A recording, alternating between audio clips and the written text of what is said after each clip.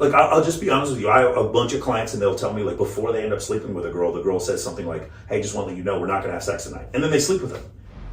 I have been dying to ask you this every time I come on Access Vegas. Okay. You say you're not red pill, you're red pill adjacent. Yes. So what is that title for you? What do you call yourself? So if we were going to talk about specifics, so Ro and I actually were talking about this last night. He has certain beliefs. It's not anything worth us debating, but we don't quite agree on a couple of things, like mate choice copying versus dual mating strategy and evolutionary psychology. We have a difference of opinion there, but it's very slight. Rollo would never vote for a female politician. I would. Does Rollo believe that you can have female friends and not want to have sex with them? He didn't before, but if you watch our last interview, he says, I talk about the things that I've come around on, like long distance relationships and soulmate, stuff like that. Like, I'm friends with Rollo, and yeah. He would never want to have sex with me. For sure. But there were things he changed, like he changed my mind on a certain and you couple changed things. His. And I changed his mind specifically when it came to the importance of status and whether or not men and women can be friends. Because the reality is, it's really ironic, right? What do I tell guys to do? Be friends with women, right?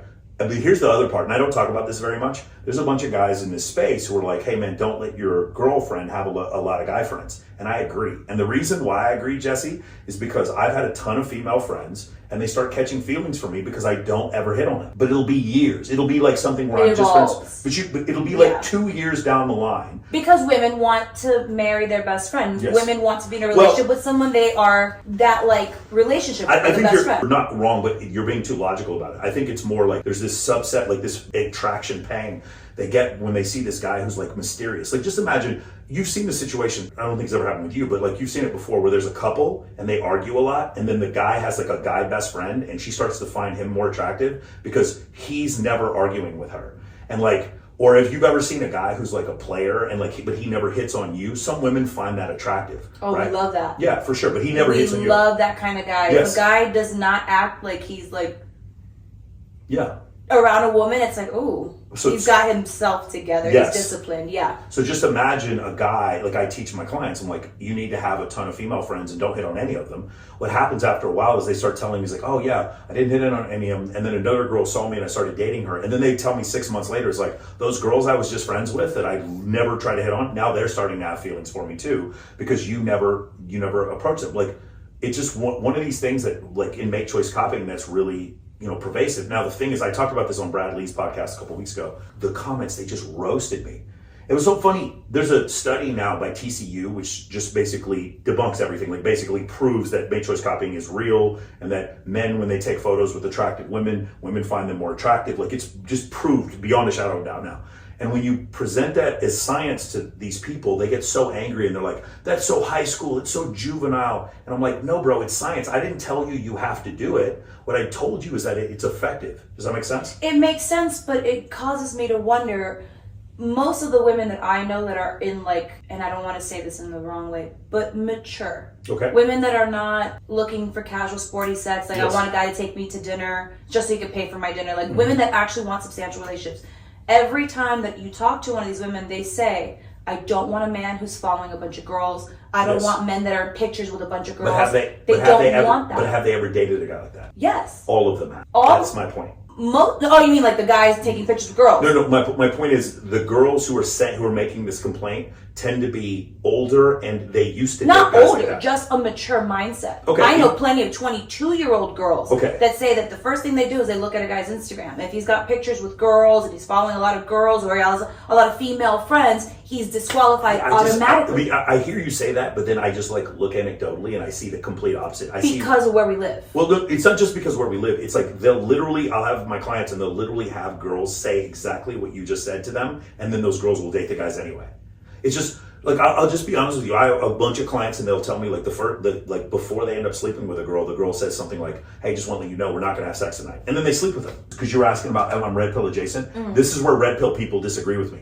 I think that if men could cheat, the men who wanted to cheat but couldn't because they're unattractive, I think if they could cheat, the number of men who cheat would even go up higher. 10 times higher. Yes, not 10 times higher, but it would be significantly higher. 1,000,000 times higher. Yes, and but women when they want to cheat, sex manifests for them. And so because of that, I think women, the number of women who cheat is a much more accurate indicator of cheating than for men. I think they cheat for completely different reasons. Because of that, that's why I say I'm red pill adjacent. So what is red pill adjacent? What's the name for that? Is there one? No, red pill, I don't know, there probably is no pill, pill for that, but the thing that I believe is I'm just as critical, and by the way, Rollo is too. I'm just as critical maroon pill. I'm just as critical of men as I am women, but it's not critical. I'm just pointing out statistical differences. Like for instance, the concept that women, when they're surveyed, women who cheat in this one survey with 8,000 women, they were all married. When they cheated in a relationship, those women who cheated had 230% more sexual partners than the women who didn't cheat. Okay? When I say that, what is the reason why? Well, it could be a neurochemical thing, meaning the oxytocin release that you have every time you have sex with a new partner is strong, but as you keep doing it, it's almost like adhesive. Like when you keep pulling a sticker off, it gets less and less sticky. That's a theory. I'm not saying that's the case.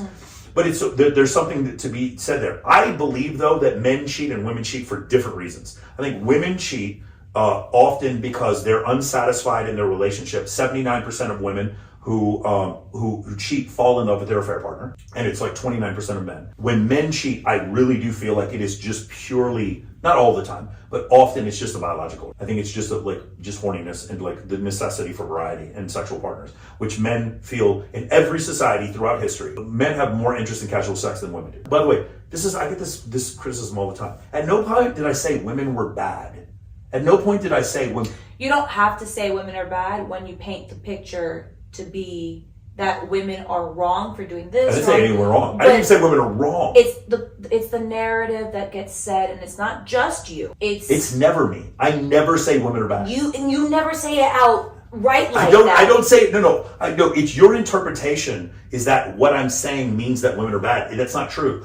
I have friends that have a 900 If it's a negative thing. You and I are both friends with Nicolette Shea. You know Nicolette, right? We love Nicolette. Elaine is my good friend. Elaine is not a good idea. Nicolette is not a good idea for you to try to marry. Would you agree? Everyone has a different preference. Okay. If a guy if your preference is not getting cheated on or not going, Elaine is going, because I asked her point blank, I was like, if you met a guy that you like, would you quit filming? She's like, probably not. If that is not a good guess for paternity certainty. But yet I love her.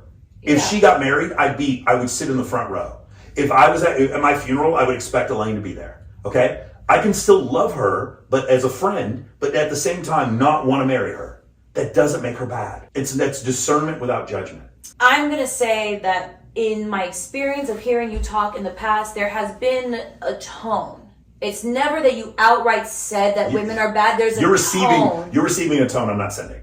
But even if it's not in something regards to me, I have heard you say things that I would, if I was that kind of girl, I would be offended. Of course. But the problem is you feel attacked. But it's not me because I'm not the one in that situation. But here's the thing. If you're a woman and you have decided, through whatever reasons, you had a job in nightlife where you slept with a couple of dudes, and then you started doing fans where you slept with a couple more dudes, and then you have a body count that would put you in the top 5% of women. Let's just say start on body counts. But let's just say you did that. Yeah. If you did that and you heard my commentary, you'd be like, Michael Sartain is saying that men shouldn't marry you. And I was like, no, I didn't say we should marry you. What I said was that statistically you are more likely to cheat, and that's true. It's a negative. But it's a negative. Completely and totally proven. And it's a judgment. You just said you don't pass judgment. No, it's discernment.